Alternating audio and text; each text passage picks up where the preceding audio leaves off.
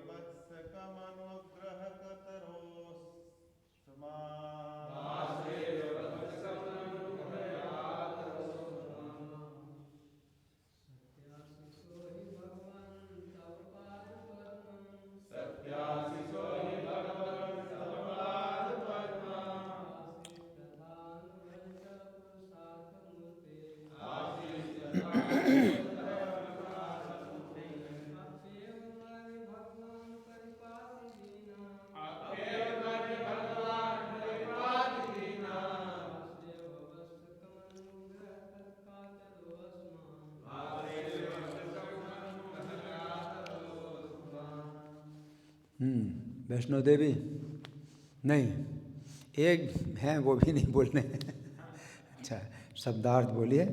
सत्य, वास्तविक, आशीषः, अन्य आशीर्वादों अथवा वरों की तुलना में, ही, निश्चय ही, भगवन, हे भगवन, तब तुम्हारा पाद पद्मम चरण कमल आशीहि वर तथा उस प्रकार से अनुभजतः भक्तों के लिए पुरुष अर्थ जीवन के वास्तविक लक्ष्य का मूर्ते है साक्षात अपि यद्यपि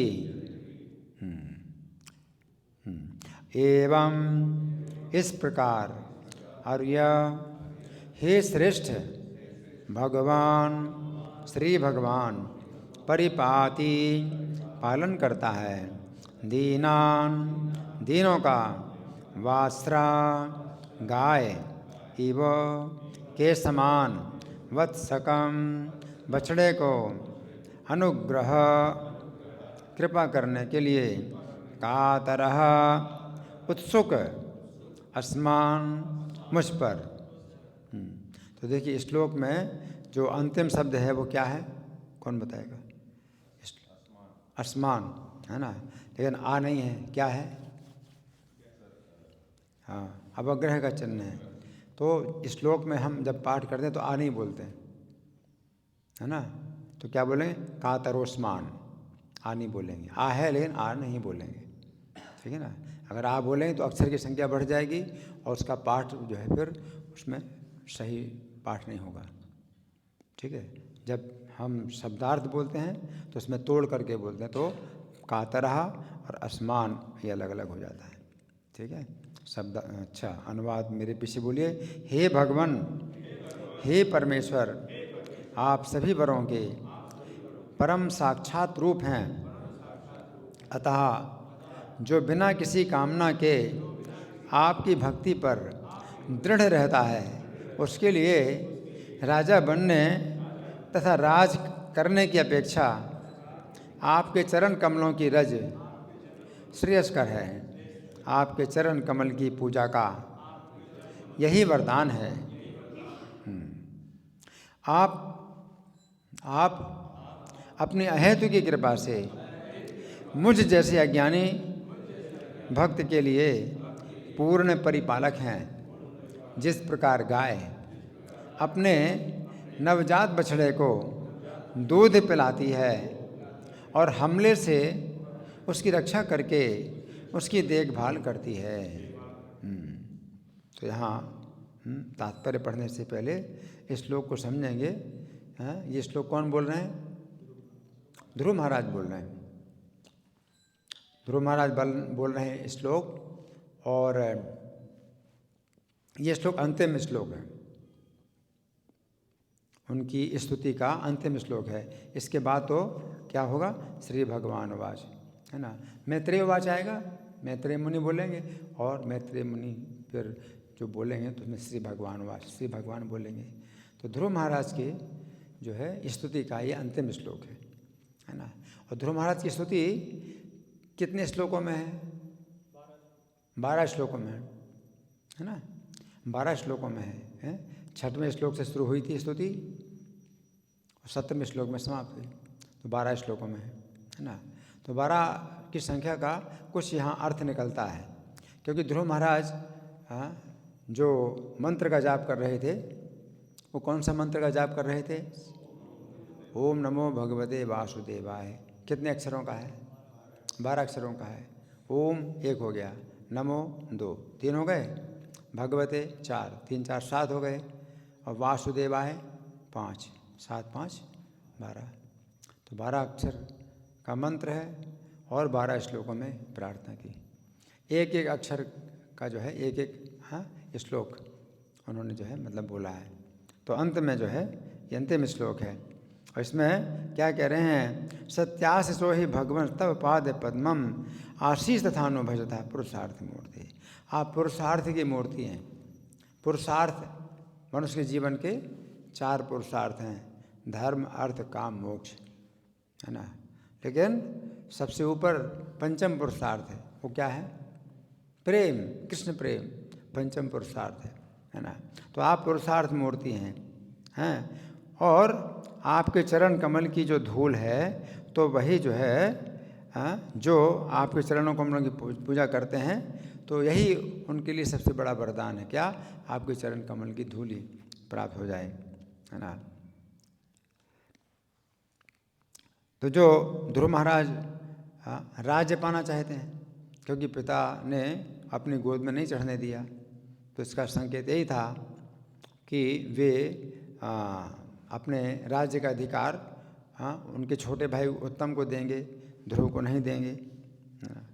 तो ध्रुव महाराज ने अब भगवान का जो भजन किया है, इसलिए किया कि मुझे अपने पिता से भी बड़ा राज्य चाहिए, मुझे पिता का राज्य नहीं चाहिए, मुझे पिता से बढ़ करके राज्य चाहिए।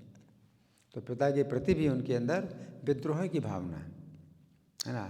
लेकिन 6 महीने की जो उनकी भक्ति थी, उससे उनकी आँखें इतनी ज़्यादा खुल गईं कि अब वो सोच रहे हैं कि राज्य तो क्या है, सब जो है तुच्छ है, राज्य पाने की जो इच्छा है तुच्छ है।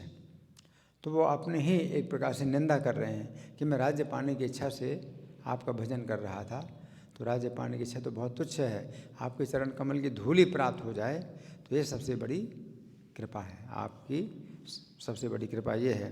अब हम सुनेंगे प्रभुपाद तात्पर्य में क्या लिखते हैं। श्रील प्रभुपाद की जय। ध्रुव महाराज को अपनी भक्ति के दोष का पता था, भक्ति के दोष का पता था। तो भगवान जो है अभिमान से द्वेष करते हैं, अभिमान से द्वेष करते हैं, और उनको दैन्य प्रिय है, दीनता प्रिय है। तो ध्रुव महाराज जो है अगर अपनी निंदा करते हैं और भगवान का गुण देखते हैं, तो भगवान इससे संतुष्ट होते हैं। भगवान का स्वभाव है, उनको दीनता प्रिय है।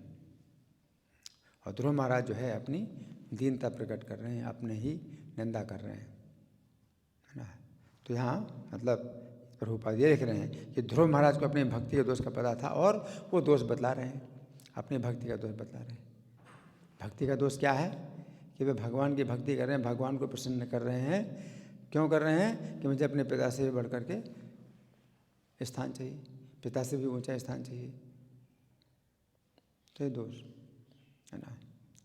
तो भगवान जो है मतलब ध्रुव महाराज के हृदय को शुद्ध कर चुके हैं, और हृदय जब शुद्ध होता है तो फिर व्यक्ति अपनी ही निंदा करता है कि पहले वो क्या सोचता था। तो इसलिए ध्रुव महाराज जो है अपनी निंदा कर रहे हैं कि मैंने आपकी भक्ति की। तो श्रीमद् भागवत में ऐसी भक्ति का भी स्वागत किया जाता है कि कोई सकाम हो चाहे अकाम, सर्व काम हो चाहे काम हो,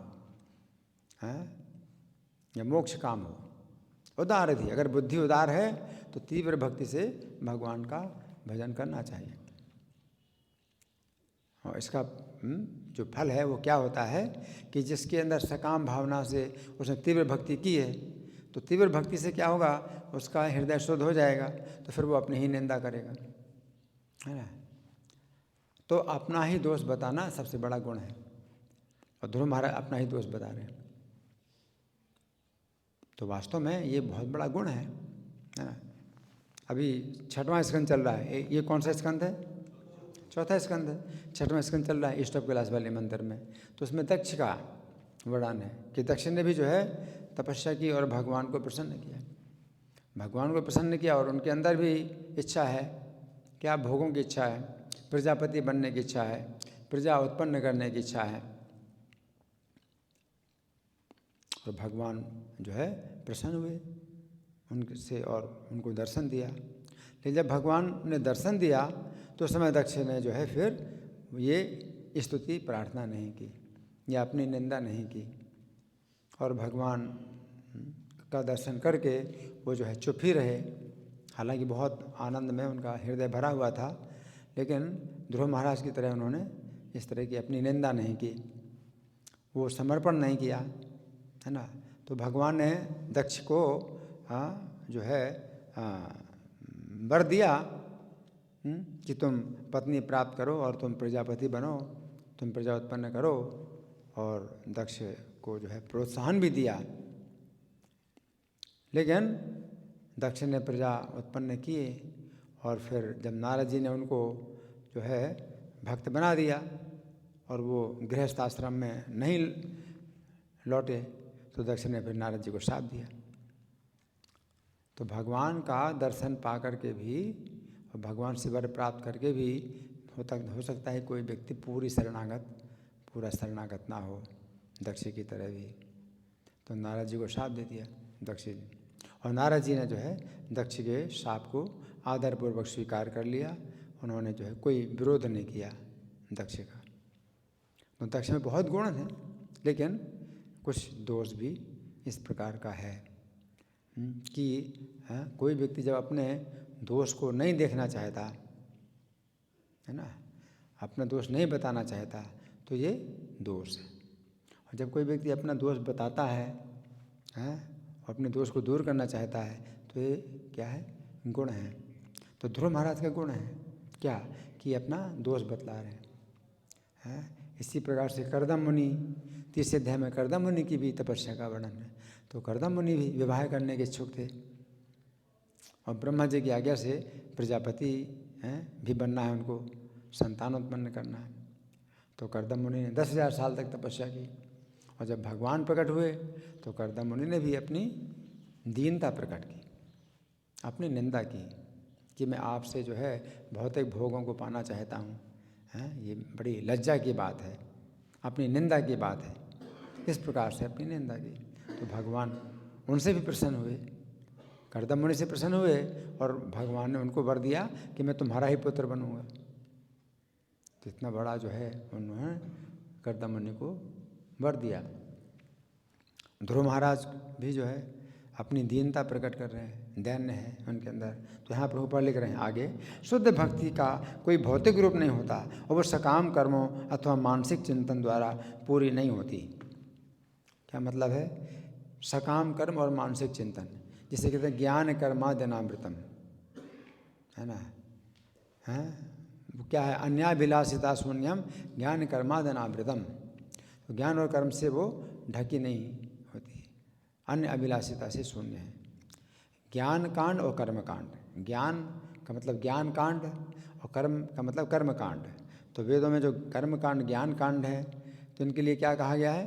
कर्म कांड ज्ञान कांड केवल अविषय भांड, केवल विष के भांड हैं, विष से भरे हुए हैं। तो कर्म कांड में व्यक्ति क्या सोचता है कि मुझे भोग चाहिए, स्वर्ग में जाना है, भोगना है, कर्मकांड।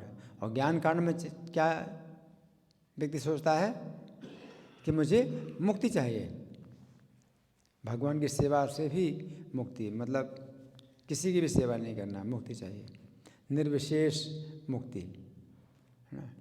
तो निर्विशेष मुक्ति, तो वो ज्ञान कांड। तो भक्ति कैसी होती है, शुद्ध भक्ति कैसी होती है? अन्याभिलाषिता शून्यम ज्ञान कर्मादनावृतम आनुकूलेन कृष्णानुशीलम भक्ति उत्तमा भक्ति है। तो किसी अन्य अभिलाषा उसमें नहीं होना चाहिए। और कर्मकांड मैंने स्वर्ग की इच्छा नहीं होना चाहिए, ज्ञान कांड यानी मुक्ति की इच्छा नहीं होना चाहिए।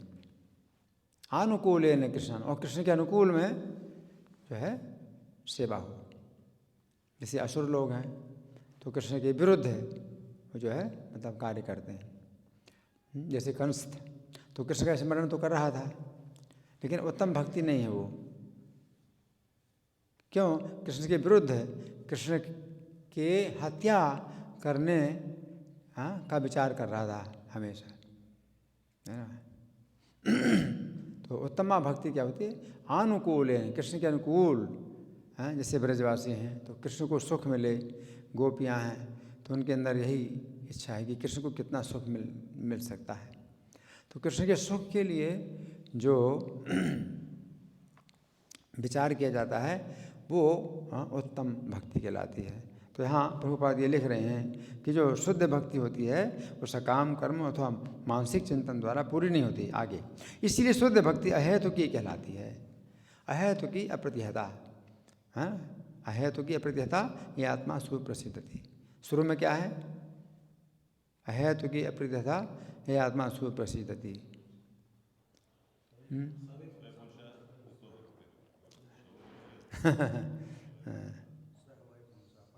सवै पुंसाम परो धर्मो तो भक्ति रहो जो अधोक्ष जे अहेतुकी अप्रतिहता ये आत्मा सुप्रसिद्ध थी, है ना। तो भक्ति जो है ऐसी हो जैसे आत्मा सुप्रसिद्ध, मतलब अच्छी प्रकार से प्रसन्न हो जाए आत्मा। भक्ति ऐसी होना चाहिए अच्छी प्रकार से आत्मा प्रसन्न हो जाए, सुप्रसिद्ध थी। तो उसके लिए क्या दो चीज़ें हैं? भक्ति अहेतुकी हो और अप्रतिहता, दो चीज़ें होनी चाहिए भक्ति में। पहली क्या है? अहेतुकी, दूसरी अप्रतिहता। अहेतुकी का मतलब है कि कुछ और दूसरा हेतु नहीं, भगवान को प्रसन्न करने की सिवा कोई और हेतु नहीं होना चाहिए। भक्ति का हेतु केवल ध्रुव महाराज का कि भक्ति का हेतु क्या है कि मुझे पिता से बड़ा राज्य चाहिए, है ना। लेकिन ये बहुत बड़ा गुण है कि ध्रुव महाराज भगवान से ही जो है ये चाहते हैं, भगवान से ही चाहते हैं। बहुत बड़ा गुण है ये। नहीं तो लोग जो है प्रपद्यन्ते न देवता काम हृदय ज्ञान प्रपद्यन्ते न देवता, भौतिक कामनाओं से ज्ञान हरण हो जाता है तो अन्य देवताओं की शरण में जाते हैं, भगवान की शरण में नहीं जाते। क्योंकि भगवान जो है अपने मन के अनुसार हमारी कामनाएं पूरी नहीं करेंगे।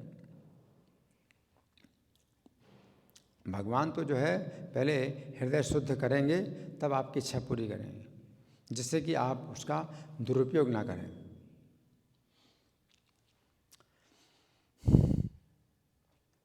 लेकिन ध्रुव महाराज जो है भगवान से ही चाहते हैं कि मुझे पिता से भी बड़ा पद मिले, है ना। तो ये बहुत बड़ा गुण है। लेकिन वैसे भक्ति में ये दोष है, भक्ति के में जो है ये बड़ी लज्जा की बात है, निंदा की बात है कि वो ऐसा चाहते हैं। लेकिन अगर देखा जाए कि भाई कोई भगवान की भक्ति में फिर भी लगा हुआ है जबकि किसी देवता की भक्ति नहीं कर रहा, तो ये बहुत बड़ा गुण है कि भगवान की भक्ति में लगा है।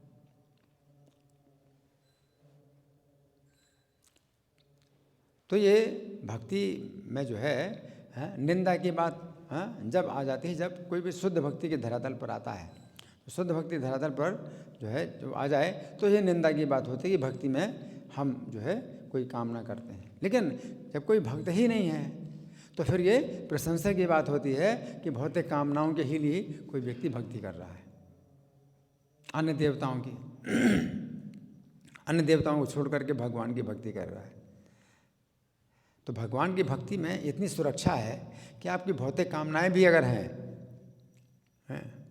तो भगवान आपकी भौतिक कामना पूरी नहीं करेंगे, बल्कि आपकी रक्षा करेंगे, आपकी रक्षा करेंगे। और देवताओं के द्वारा भौतिक कामनाएं पूरी हो जाएंगी जल्दी। क्षिप्रम ही मानुषे लोके सिद्धिर्भवति कर्मजा। तो इसी जीवन में आपको आपकी कामनाएं पूरी हो जाएंगी, लेकिन उसका आप दुरुपयोग करेंगे। देवताओं के द्वारा जो वर मिल जाता है उसका दुरुपयोग करेंगे और फिर क्या होंगे? नष्ट होंगे।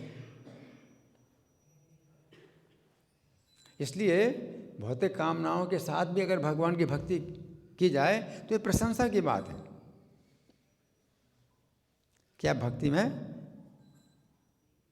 आप कदम रख रहे हैं। लेकिन जब शुद्ध भक्ति की बात आती है तो फिर ये निंदा की बात है। इसलिए हम जो है हर व्यक्ति को कहते हैं भाई हरे कृष्ण का जाप करो, तुम्हारे अंदर जो भी इच्छा हो।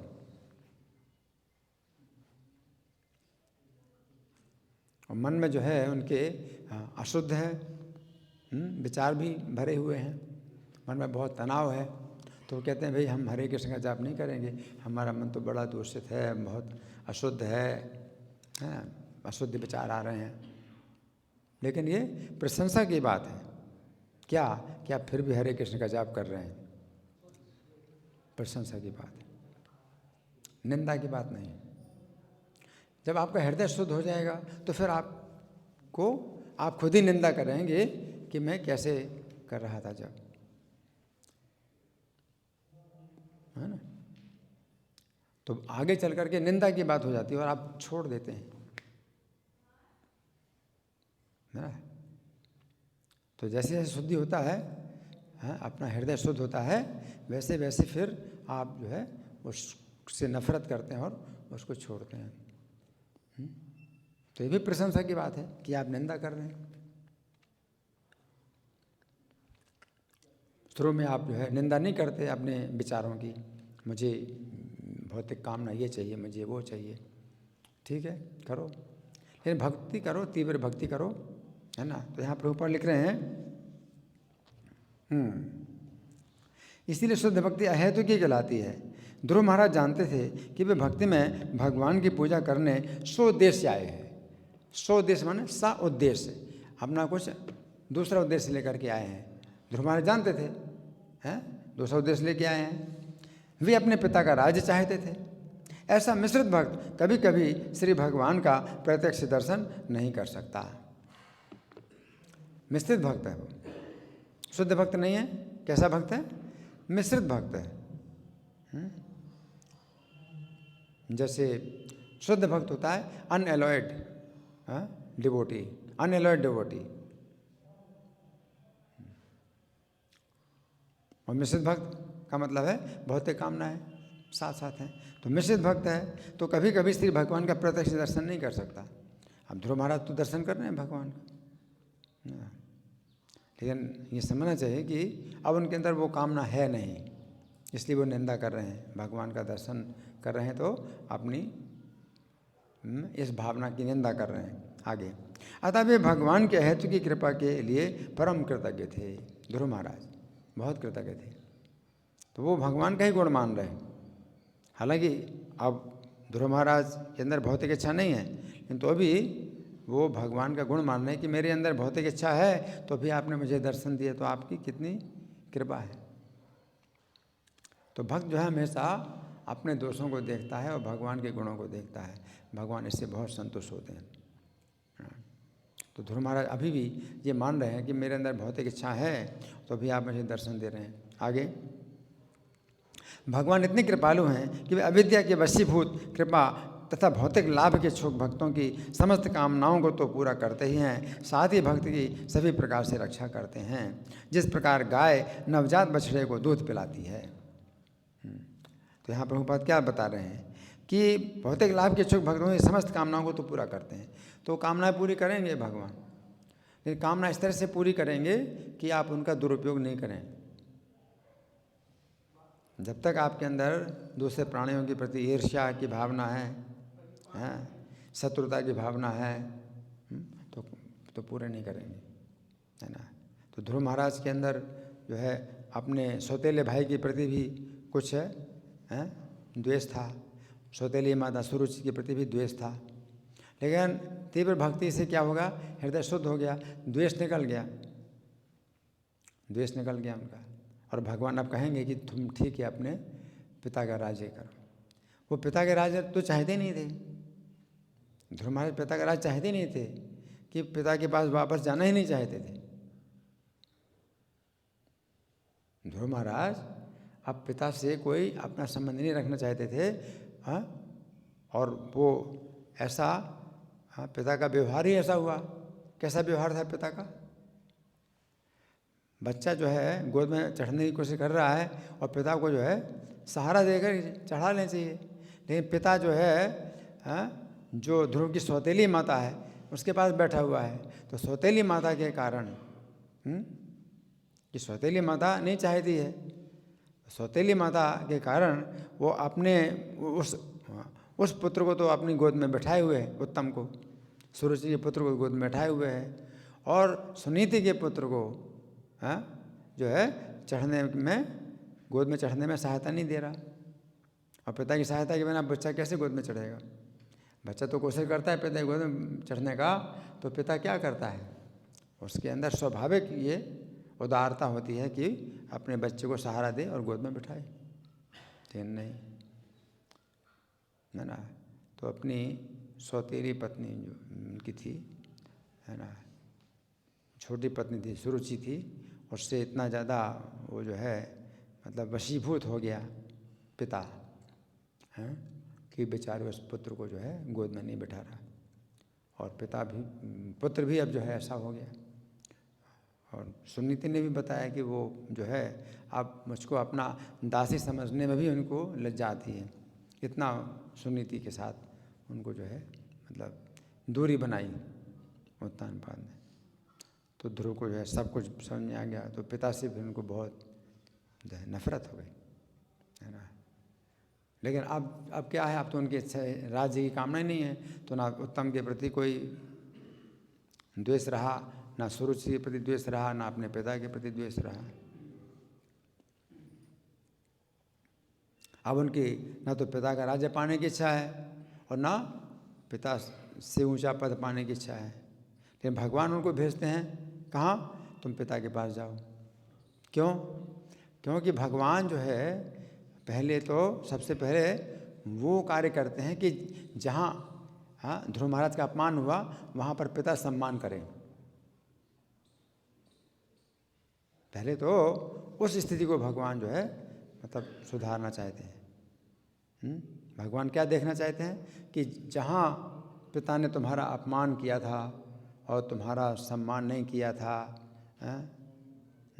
और सुरुचि माता ने भी तुमसे द्वेष किया था, वहीं पर जाओ और वो जो है तुम्हारा अब क्या करेंगे, सम्मान करेंगे, सम्मान करेंगे। तो महाराज की इच्छा नहीं है, लेकिन भगवान की इच्छा है कि नहीं जाओ। अब जो है तुम्हारा वे उल्टा क्या करेंगे, विशेष सम्मान करेंगे, और उसके बाद फिर मैं तुमको और ऊंचा पद दूंगा जो तुम चाहते हो, ब्रह्मा जी से भी ऊंचा पद दूंगा। तो यहाँ प्रभुपाद लिख रहे हैं कि रक्षा करते हैं, भौतिक लाभ के इच्छुक भक्तों की समस्त कामनाओं को तो पूरा करते ही हैं, साथ ही भक्त की सभी प्रकार से रक्षा करते हैं, जिस प्रकार गाय नवजात बछड़े को दूध पिलाती है। तो ये भगवान की विशेषता है जो दूसरे देवताओं में नहीं है। दूसरे देवता तो आपकी पूजा ले लेंगे और आपको, हाँ, वरदान दे देंगे, उसका आप दुरुपयोग करोगे और अब जो भी करोगे उनका कोई मतलब नहीं, दुकानदार की तरह, ठीक है ना। जैसे बच्चा दुकानदार से चाकू मांगता है तो वो पैसा लेगा, चाकू दे देगा। लेकिन पिता से अगर बच्चा चाकू मांगता है तो कितने बार पूछेगा, वो कितने बार पूछेगा क्यों, क्यों चाकू चाहिए, क्या करोगे चाकू का और चाकू देता भी है अगर तो रक्षा करता है कि कहीं अपने को ना मार ले, है ना। तो ये इस तरह से जो है पिता में और दुकानदार में अंतर है ना। तो भगवान तो पिता की तरह है। तो जब तक आप उस वर पाने के योग्य नहीं होते हैं तब तक भगवान वर नहीं देते, ऐसा वर नहीं देते। जैसे कि बृकासुर हैं तो नारद जी से पूछता है कि ऐसा देवता बताइए जो मेरी इच्छा के अनुसार वर दे दे और बड़ी जल्दी प्रसन्न हो जाए, बड़ी जल्दी प्रसन्न हो जाए। तो नारद जी कहते जी शिव जी आशुतोष हैं, जल्दी प्रसन्न हो जाते हैं, तो वर देते हैं, जल्दी रुष्ट हो जाते हैं तो शाप दे देते हैं। ठीक है, तो 7 दिन तक जो है वो केदार क्षेत्र में जा कर के हवन कुंड में अग्नि प्रज्वलित की और अपने शरीर का मांस काट काट करके डालता रहा। और शिव जी जब जानते थे कि इसका गलत उद्देश्य, बहुत गलत उद्देश्य है, तो नहीं प्रकट हुए, तो अपना सिर काट करके हवन कुंड में डालने के लिए तैयार हो गया। तो शिव जी अग्नि से ही प्रकट हुए, हवन कुंड से ही प्रकट हो गए, भैया ऐसा क्यों कर रहे हैं। तो फिर बोला कि मुझे आप ऐसा वर दीजिए जिसके सिर में हाथ रखूँ वो मर जाए। नहीं भाई, ऐसा वर मत मांगो, तो मैं अपना सिर काट लूँगा, मतलब ये जिद है। और शिव जी ने वर दे दिया, तो फिर क्या सोचता है वो कि मैं शिव जी के ही सिर पर हाथ रखूँ, इसका प्रयोग करूँ इस वर का, और पार्वती को हथिया लूँ। और शिव जी भाग रहे हैं। अब शिव जी भी जो है मतलब अगर चाहें तो उसको मार सकते हैं, उसको मार सकते हैं, वो उनके सिर में हाथ रखे उसके पहले ही उसके सिर में जो है थप्पड़ मार करके उसको ख़त्म कर दें। लेकिन शिव जी क्यों नहीं मार सकते? क्योंकि वर दिया है शिव जी ने, और वर का प्रयोग वो करना चाहता है, तो क्यों, तो अब वो क्यों नहीं करने दे रहे हैं वर का प्रयोग? अब शिव जी इतने मतलब बंधे हैं कि वर दिया है, अब वर का प्रयोग मैं करना चाहता हूँ, आपने वर दिया तो जिसके सिर में हाथ रखूँ, अब आपके सिर में हाथ रखूँगा। शिव जी को भागना पड़ा, मतलब गहराई से सोचिए, तो शिव जी को क्यों भागना पड़ेगा? वो तो एक तमाचा मारेंगे तो उसी समय मर जाएगा, उनके सिर में हाथ कैसे रखेगा वो? या इतने बड़े हो जाएं वो सिर में हाथ भी नहीं रख पाएगा। शिव जी इतने बड़े हो जाएंगे सिर में हाथ भी नहीं रख पाएगा। लेकिन नहीं, शिव जी को भागना पड़ रहा है, शिव जी को भागना पड़ रहा है। तो कहने का मतलब ये है कि शिव जी जो है दया के जो है वशीभूत हैं, लेकिन भगवान ऐसी दया नहीं करते। भगवान के अंदर जो है मतलब बहुत दूर तक की दृष्टि है, दया नहीं करते ऐसे, तो जल्दी प्रसन्न ही नहीं होते, जल्दी प्रसन्न होंगे ही नहीं। तो ध्रुव महाराज के ऊपर भगवान 6 महीने प्रसन्न हो गए, लेकिन 6 महीने की तीव्र भक्ति के द्वारा उनका हृदय शुद्ध हो गया, तो भगवान प्रसन्न हुए। तो यहाँ पर प्रभुपाद ये बता रहे हैं कि सब कामनाएं पूरी करेंगे, लेकिन साथ साथ सभी प्रकार से रक्षा करेंगे, सुरक्षा के साथ। योग क्षेमम वहाम्यम, क्या है?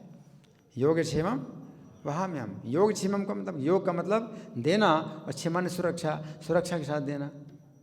जैसे सुदामा जी को है ना, तो उनके अंदर कुछ इच्छा नहीं थी भगवान से कुछ लेने की, भगवान का दर्शन करने के लिए गए थे द्वारका में, लेकिन भगवान ने विचार किया इसकी पत्नी हैं की इच्छा है कि धन आए घर में और पति की सेवा कर पाए, तो पत्नी का भी भाव अच्छा है कि इनकी सेवा के लिए वो चाहती है घर में धन संपत्ति आए, तो पत्नी का भी शुद्ध भाव है, और इनके अंदर बिल्कुल इच्छा नहीं धन संपत्ति पाने की, तो इनके अंदर शुद्ध भाव है।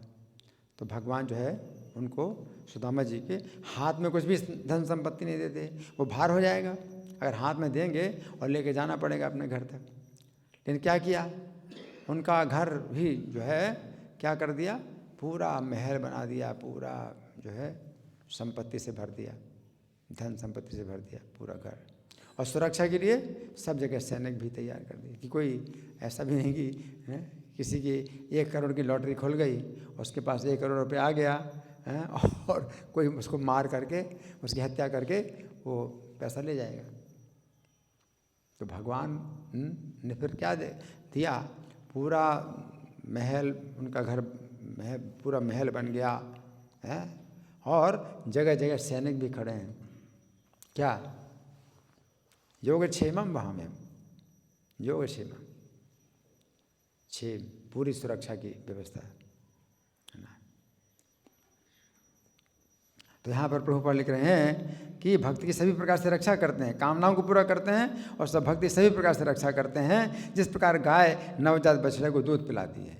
तो यहाँ पर क्या बताया गया है कि वात्सरे वत्सकम अनुग्रह कातुरुष्मान। वत्सकम, वत्सक जो है ये नवजात बछड़े के लिए होता है। बछड़े को तो वत्स बोलते हैं, वत्स, बछड़े को वत्स बोलते हैं, लेकिन वत्सक और छोटा, जो बिल्कुल छोटा हो बछड़ा, तो वो वत्सक होता है ना। तो ये बछड़ा जैसे जैसे बड़ा होता है तो फिर गाय फिर दूध फिर नहीं पिलाती बछड़े को, है ना। और घास खाने लगता है बछड़ा तो फिर दूध बिल्कुल नहीं पिलाती गाय, है ना। लेकिन जब बच्चा बिल्कुल नवजात बछड़ा है, वत्सक है, तो उस समय तो उसको माता के दूध के सिवा और कोई भोजन उसका संभव नहीं। तो गाय जो है अपने बछड़े को दूध पिलाती है और रक्षा भी करती है। रक्षा कैसे करती है? हिंसक जंतु अगर आएँ तो अपना सींग मारेगी। कोई व्यक्ति उसके बछड़े को अगर कुछ करेगा तो सींग मारेगी, तो इससे रक्षा भी करती है। तो यहाँ पर ध्रुव महाराज जो है मतलब भगवान की तुलना गाय से कर रहे हैं और अपनी तुलना बस छोटे बछड़े से करें। नवजात बछड़ा छोटा बछड़ा है ना। तो छोटा बछड़ा है, अपनी रक्षा स्वयं नहीं कर सकता,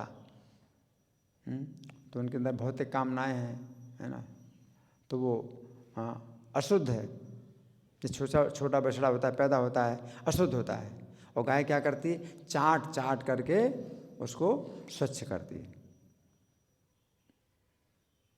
चाट चाट कर उसको स्वच्छ करती है, दूध पिलाती है, रक्षा भी करती है। तो भगवान जो है अपने भक्त की जो है का उसको शुद्ध भी करते हैं, उसकी भौतिक कामनाओं से शुद्ध करते हैं उसको, हैं, और उसकी आवश्यकताएं भी पूरी करते हैं, और उसकी रक्षा भी करते हैं भौतिक संसार के बंधन से। जैसे गाय तो बछड़े को दूध भी पिलाती है, साफ भी करती है और रक्षा भी करती है, तीनों कार्य करती है गाय, है ना। तो यहाँ पर लिख रहे हैं भगवद गीता में कहा गया है कि भगवान अपनी भक्ति में लगे हुए भक्तों को बुद्धि प्रदान करते हैं जिससे वे बिना कठिनाई के इन तक पहुँच सकें। वो कौन सा श्लोक है? तेषां सततयुक्ता नाम भजताम प्रीतिपूर्वकम ददामि बुद्धि योगम तम ये न माम उपयांति थे। 10वें अध्याय का 10वां 10वां तेषां सततयुक्ता ददामि बुद्धि योगम। तो बुद्धि योग प्रदान करता हूँ जिससे कि वो मेरे पास आए। मतलब माया के प्रलोभन से वो जो है फंस नहीं पाता है, वो भगवान के दिशा में चलता जाए, तो बुद्धि योग प्रदान करते हैं। बहुत प्रलोभन है माया के, हैं, रूप, कई प्रकार के रूप माया के हैं, दिखाई पड़ते हैं, और लोभ पैदा होता है, प्रलोभन होता है बहुत ज़्यादा।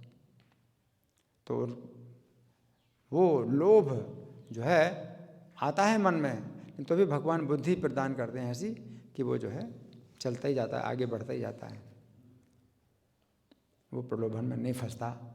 तो ये चीज़ जो है भगवान बुद्धि प्रदान करते हैं। उसकी बुद्धि जो है उसके मन से ऊपर रहती है और मन नियंत्रित रहता है। आगे प्रभुपाद लिखते हैं भक्तों को भक्ति के प्रति अत्यंत निष्ठावान होना चाहिए। तीव्र भक्ति, तीव्र भक्ति, जैसे ध्रुव महाराज की तीव्र भक्ति, है ना। तो खाने सोने में अपना समय नहीं ज़्यादा लगाते, बहुत आवश्यकता के अनुसार कम से कम खाना, कम से कम सोना और ज़्यादा से ज़्यादा भजन करना, भक्ति करना, है ना। तो यहाँ प्रभुपाद लिख रहे हैं अत्यंत निष्ठावान होना चाहिए। फिर चाहे भक्त में कितने ही दोष क्यों ना हो, श्री कृष्ण उसे मार्गदर्शन करते हुए भक्ति के उच्च पद तक पहुँचा देंगे। फिर दोष की चिंता मत करो, दोष कितने हैं, है ना। लेकिन लगे रहो भक्ति में, भजन में लगे रहो, है ना। हर समय हरे कृष्ण मंत्र का जाप करते ही रहो। बाकी जो कार्य, जैसे अब ये कार्यक्रम है, यहाँ पर आप आए हैं, आप सुन रहे हैं, तो ये हमेशा तो नहीं मिलेगा, है ना। तो इस समय तो आपको सुनना चाहिए, लेकिन जो अपना जप है, माला पर जप कर रहे हैं, तो आप आगे पीछे कर सकते हो। जप आपका हर समय आप कर सकते हो। तो इसी को तीव्र भक्ति कहेंगे। अगर आप समय अपना बर्बाद ना करके जब भी समय होता है तो आप जप करते हैं, है ना। आगे प्रभुपाद लिखते हैं, ध्रुव महाराज ने यहाँ पर भगवान को पुरुषार्थ मूर्ति कहा है। श्लोक है ना, क्या लिखा है? पुरुषार्थ मूर्ते, है ना। मूर्ते मतलब संबोधन में, जब पुरुषार्थ मूर्ति का संबोधन करते हैं तो पुरुषार्थ मूर्ते। जैसे हरि, भगवान को हरि कहा जाता है, तो हरि का संबोधन होता है हरे, है ना। और राधा रानी को कहते हैं हरा, तो हरा का भी संबोधन होता है हरे। जैसे हरे कृष्ण में राधा रानी को भी माना जा सकता है कि हम राधा रानी को संबोधन करके बोल रहे हैं हरे। और सामान्यतः लोग हरे कृष्ण में क्या मानते हैं कि कृष्ण का नाम हरि है, तो संबोधन में हरे बोल रहे हैं। तो कृष्ण का भी संबोधन, हरे का भी संबोधन हरे है, और कृष्ण का संबोधन कृष्ण ही है, इसलिए हरे कृष्ण हम बोलते हैं। तो हे राधा रानी, हे कृष्ण, ऐसा भी माना जाता है, या हे हरि, हे कृष्ण, ऐसा ही माना जाता है ना। तो यहाँ प्रभुपाद लिख रहे हैं, ध्रुव महाराज ने यहाँ पर भगवान को पुरुषार्थ मूर्ति कहा है, जिसका अर्थ है जीवन का चरम उद्देश्य। सामान्य रूप से पुरुषार्थ का अर्थ है भौतिक वर प्राप्त करने के लिए धर्म या भगवान की पूजा करना। पुरुषार्थ का मतलब धर्म, अर्थ, काम, मोक्ष है ना। तो धर्म है मनुष्य के जीवन का सबसे पहला पुरुषार्थ क्या है? धर्म है। पशु के जीवन में नहीं है, पशु के जीवन में नहीं है। तो पशु के जीवन से मनुष्य के जीवन की विशेषता क्या है? धर्म, धर्म की विशेषता है। धर्मो ही एको नराणाम विशेषो धर्मे न हीना पशु भी समाना। तो मनुष्य के जीवन में पहला पुरुषार्थ क्या है? धर्म। फिर उसके बाद है अर्थ है। अगर धर्म नहीं है तो बाकी जितना भी आप कर रहे हैं वो सब पशु, काम, अर्थ, काम। आजकल लोग जो है अर्थ और काम में लगे हैं, धन प्राप्त करना और उसको भोगना। तो मनुष्य का जीवन ही नहीं। मनुष्य का जीवन शुरू होता है कहाँ से? धर्म से। धर्म के बाद फिर जो है अर्थ की आप इच्छा कर सकते हो, धन संपत्ति आए, और फिर कामना, इंद्रिय तृप्ति हो, तो ये सब चीज़ें होती हैं। आगे प्रभुपाद लिखते हैं, सामान्य रूप से पुरुषार्थ करते हैं भौतिक वर प्राप्त करने के लिए धर्म या भगवान की पूजा करना। भौतिक वरदान प्राप्त करने के लिए प्रार्थना इसलिए की जाती है कि इंद्रियों की तुष्टि हो सके। आगे, और जब व्यक्ति निराश हो जाता है और लाख प्रयत्न के बाद भी अपनी इंद्रिय तुष्टि नहीं कर पाता, तो वह मुक्ति की कामना करता है। धर्म, अर्थ, काम, मोक्ष। कामना बहुत इंद्रिय तृप्ति में जब निराश हो जाता है तो मोक्ष की कामना करता है। आगे, ये कार्य सामान्यतः पुरुषार्थ कहलाते हैं, किंतु वास्तविक चरम उद्देश्य तो भगवान को समझना है। मोक्ष से भी ऊपर क्या है? भगवान को समझना। और भगवान को समझने के लिए क्या चाहिए? प्रेम। भक्त्या माम अभिजानाति, तो भक्ति। तो पंचम पुरुषार्थ क्या है? कृष्ण प्रेम, है ना। तो प्रेम के धरातल पर कोई व्यक्ति भगवान को पूरी तरह से समझ सकता है। आगे प्रभुपाद लिखते हैं,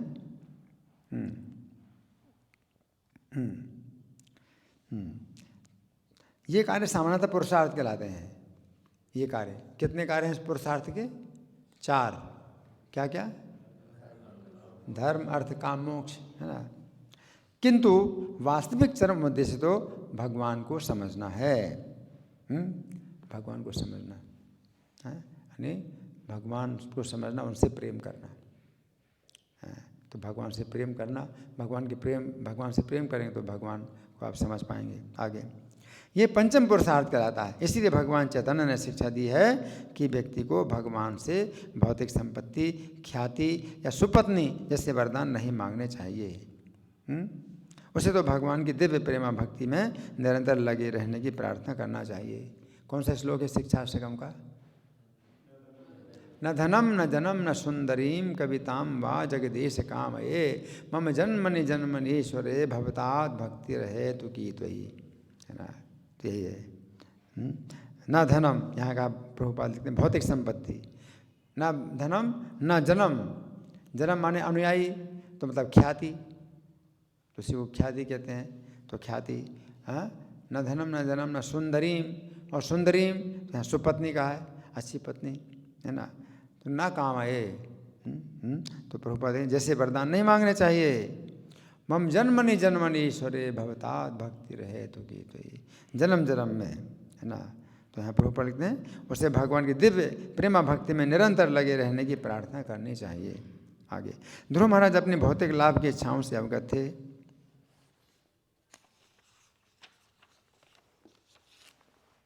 अतः भगवान का संरक्षण चाह रहे थे। मतलब ध्रुव महाराज की इतनी चेतना है, इसीलिए तो कोई व्यक्ति अगर उसकी सब प्रकार की कामनाएं हों, लेकिन तो भी उसके अंदर अगर बुद्धि उदार है, उदार बुद्धि है, तो वो सोचेगा कि मेरी कोई भी कामना हो वो पूरी हो या ना हो, लेकिन रक्षा तो भगवान ही करेंगे। तो भगवान अगर मेरी कामनाएं पूरी करें या ना करें, लेकिन मेरी रक्षा तो वही करेंगे, और कौन करेगा। तो उसको कहते हैं उदारधि। तीव्रेण भक्ति योगिन यजेत पुरुषम परम। तो यहाँ प्रभुपाद लिखते हैं कि अतः भगवान का संरक्षण चाह रहे थे, जिससे वे भौतिक इच्छाओं के कारण भक्ति से विपथ ना हो सकें, कि भक्ति ना छूटे, मेरी भौतिक कामनाओं के कारण मेरी भक्ति ना छूटे, ये चिंता होती है ना। तो ये है मतलब ज्ञानी, इसलिए ज्ञानी, हालांकि शुद्ध भक्त नहीं है वो, लेकिन तो भी उसके अंदर ये भी इच्छा है कि मैं जन्म मरण के चक्कर में ना बंधूं। इस संसार दुखों का स्थान है। भौतिक इच्छाएं हैं मेरे अंदर, लेकिन भौतिक इच्छाएं जो है इतनी तीव्र नहीं है जितना ज्ञान तीव्र है। और तीव्र ज्ञान के द्वारा वो यही सोचता है कि मेरी इच्छा पूरी करें भगवान या ना करें, लेकिन मेरी सुरक्षा जरूर करें, और भक्तों की संगति में हमेशा मैं बना रहा हूँ। तो ये जो है मतलब बहुत बड़ी रक्षा है ना। तो यहाँ प्रभुपाद का तात्पर्य समाप्त हुआ है। अब इस श्लोक का जो हिंदी पद्यानुवाद है वो मैं पढ़ करके सुना रहा हूँ। परमानंद की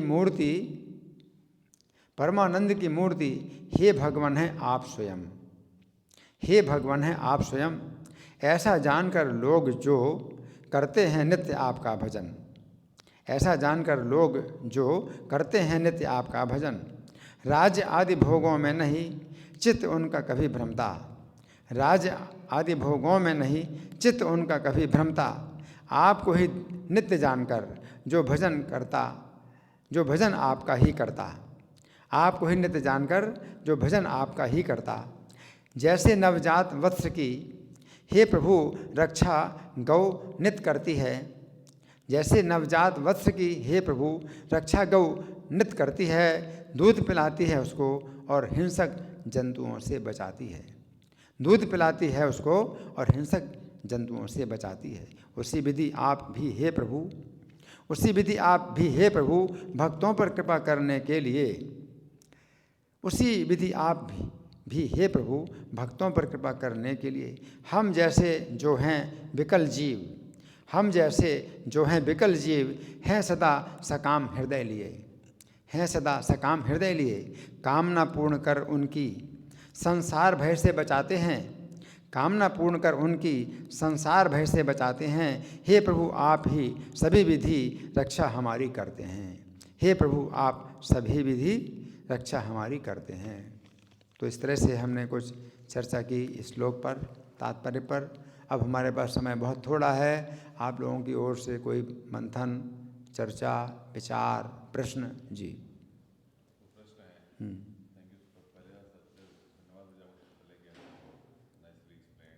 हैंड माइक आ गया।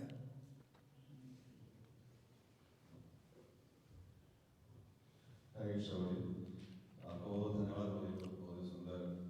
और चूंकि आपको अनुभव इतना है, तो अनुभव अपने आप आपकी वाणी में और हम तक केंद्र तक पहुंचता है। कुछ जब सुनते हैं तो कुछ करने की इच्छा होती है। वो बात है कि अपनी कंडीशनिंग ऐसी है कि बस उसके बाद थोड़ी देर में सब खत्म हो जाता है सारा इंस्पिरेशन। बट आपके लेक्चर से सच में बहुत इंस्पिरेशन मिलता है रोहित, कि अध्ययन करना चाहिए उसको, और जो आप आध्यात्मिक जीवन उसको भी कुछ प्रयास करना चाहिए। तो बस एक चीज़ पूछना था, एक प्रश्न है कि जो तीव्र योगिन भक्ति की बात की जाती है, तीव्र योगिन भक्ति, तीव्रता की भक्ति, 3 प्रकार की भक्ति। तीव्र भक्ति, हाँ तीव्र भक्ति योग, हाँ। तो हम जिस संस्था में तरह की भक्ति करने का प्रयास कर रहे हैं, एक संस्था में रह के, एक आश्रम में रह के, तो इसमें मतलब इन स्कॉन और प्रभुपाद की टीचिंग्स के हिसाब से तीव्रता किसको बोलेंगे? क्योंकि इस तीव्रता का वो तो अपने अपने हिसाब से करने का प्रयास करते हैं। तो अगर हम उस तीव्रता की बात करें इस संस्था में रह के, प्रभुपाद के चरण में रह के, तो उसको तीव्रता भक्ति का मतलब? तीव्र भक्ति, हाँ, इनका प्रश्न है कि तीव्र भक्ति किसे कहेंगे। तीव्र भक्ति का मतलब है नियमों का पालन करना है, ठीक है ना। अब जैसे मंगल आरती है तो आप मंगल आरती में उठो, ठीक है ना। और शरीर में जो है बाधाएं तो होती हैं, लेकिन तो भी आप जो है सहन करो, तो इसे तीव्र भक्ति कहेंगे। आपका इच्छा नहीं है क्लास में बैठने की, आपका मन कह रहा है कि सो जाओ, या आपका मन कह रहा है कि इधर घूमो उधर घूमो, फिर भी आप क्लास में बैठते हैं, तो इसको तीव्र भक्ति कहते हैं। कि मन के में जो है कई प्रकार के विचार होते हैं और संकोच भी बना रहता है, लेकिन तो भी आप जो है उस नियम का पालन कर रहे हैं, तो इसे तीव्र भक्ति कहेंगे। समय जो है आप व्यर्थ ना गंवाएं, तो उसको भी तीव्र भक्ति कहेंगे। कि आप जो है समय व्यर्थ ना गंवाएं, है ना। तो कोई भी समय होता है अगर बर्बाद जा रहा है प्रजल्पा में, है ना, तो आपको चिंता होनी चाहिए कि प्रजल्पा में मेरा समय बर्बाद हो रहा है। तो उस समय आप या तो किताब पढ़िए या मंत्र का जाप करिए या कुछ जो है लेक्चर सुनिए। तो तीव्र भक्ति का मतलब ये भी है कि आप समय को व्यर्थ ना गंवाएं। समय व्यर्थ जा रहा है। श्वास श्वास पर हरि भजो, वृथा श्वास मत खोए, ना जाने या श्वास को आवन होए न होए। हैं, श्वास श्वास पर हरि भजो, वृथा श्वास मत खोए, ना जाने या श्वास को आवन होए न होए, है ना। निःश्वासे नहीं विश्वास, कदा रुद्धो भविष्यति, कीर्तनीयम अतो बाल्याद हरे नाम एव केवलम।